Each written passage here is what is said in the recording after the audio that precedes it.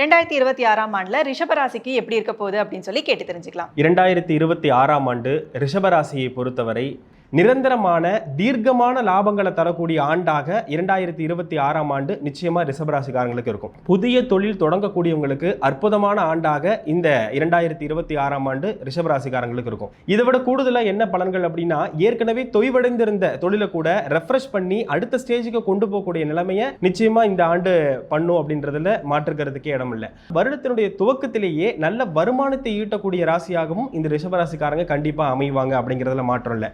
குழந்தைங்களுடைய உயர்கல்வி அல்லது பிஹெச்டி போன்ற அடுத்தடுத்த படிப்புகளை சொல்லக்கூடிய 4ஆம் அதிபதியும் குரு பார்வையில் இருக்கிறதுனால மிகப்பெரிய மேன்மையை ரிஷபராசிக்காரங்க கண்டிப்பா அடைவாங்க. இந்த ஆண்டு 70% மேல ரிஷபராசிக்கு நல்லா இருக்கக்கூடிய ஆண்டாக இந்த ஆண்டு அமைந்திருக்கிறது அப்படிங்கிறதுல மாற்றம் இல்லை. அதே போன்று தனலாபம் அப்படின்னு சொல்லக்கூடிய 11 கூடையவனும் 2 கூடையவனும் பரிவர்த்தனை ஆகிறது மிகப்பெரிய யோகம். இந்த ரிஷபராசியை பொறுத்த வரைக்கும் ரிஷபாருடன் சொல்லக்கூடிய சிவபெருமானுடைய தரிசனத்தை பிரதோஷத்துல காண்றது அப்படிங்கிறது மிகப்பெரிய மேன்மையை கொடுக்கும். கூடுதலாக ஸ்ரீரங்கத்துக்கு போய் பெருமாளை தரிசனம் பண்ணிட்டு வர்றதும் வெள்ளி பொருட்களை கொஞ்சம் கொஞ்சமா சேர்த்து வைக்கிறதும் மிகப்பெரிய மேன்மையை இந்த ரிஷபராசிக்காரங்களுக்கு இந்த ஆண்டு வழங்கும்.